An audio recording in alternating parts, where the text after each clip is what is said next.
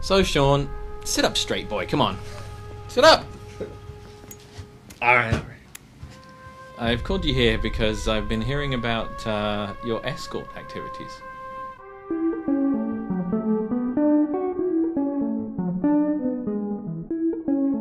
Sean, where are we? Where are you taking us? Down the rabbit hole. This is a game called Second Life. Some people wouldn't even call it a game. What it is this giant, massively multiplayer online world.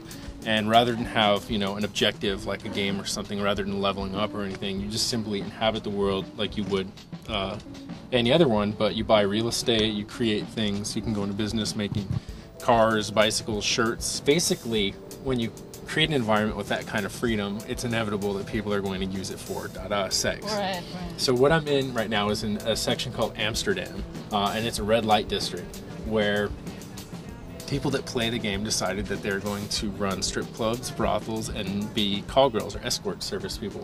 The in-game economy is run on what's called Linden dollars, can be transferred via their stock exchange, the Lindex, for real-world dollars. It's just everything.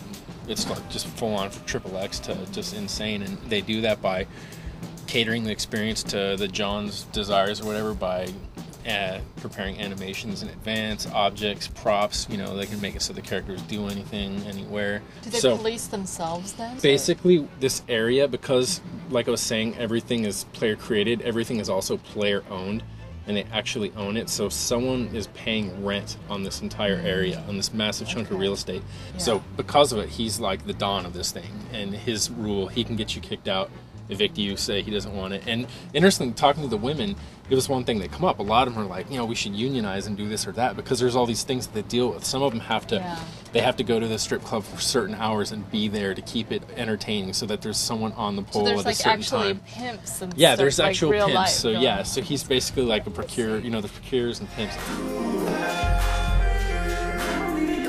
What led me to this whole world I didn't even know about is that someone who's basically a John who visits the escorts and stuff made a site where he describes his experiences with each and rates them, And then so a lot of the people like that run other parts of this area kind of got really upset, and they banned him from their areas because they're like, you don't talk about that, you're not supposed to talk about that. And he would go so far as to paste the sort of cyber chat logs that he had during his encounters on the site. And another one of the rules from the game itself is that that basically all game transactions like that are private are supposed to remain private. Did you ask any of them if they actually make real money doing this, or is this all just for fun? Or do some of them actually benefit financially?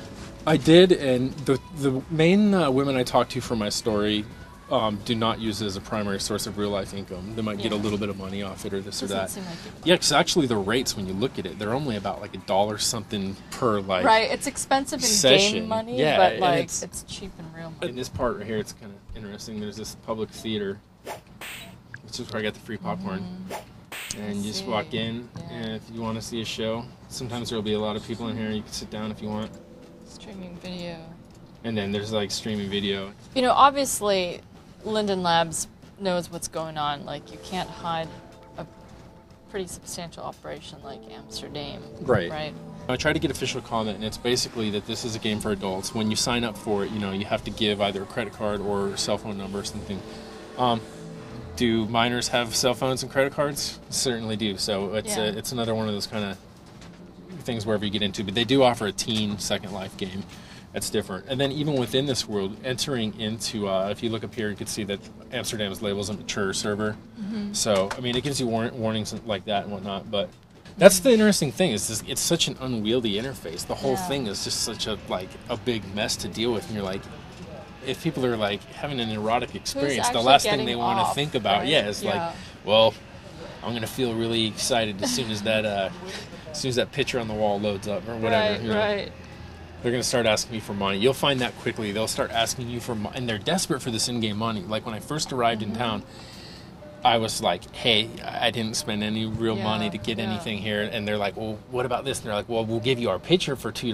Or because they're able to give JPEG images of their own characters and stuff. And they're like, oh, you can do this or that, really small things, basically like grab my butt for $3 or something. And it's just like, what is going on here? They will do anything for and not all of them. I shouldn't characterize them that way, all that way, because like again, like Taboo Heart, who I spoke to with for the story, really emphasized that it's meaningful for her in some other way. It's not just about like this kind of thing. So she won't partake in any of that, you know.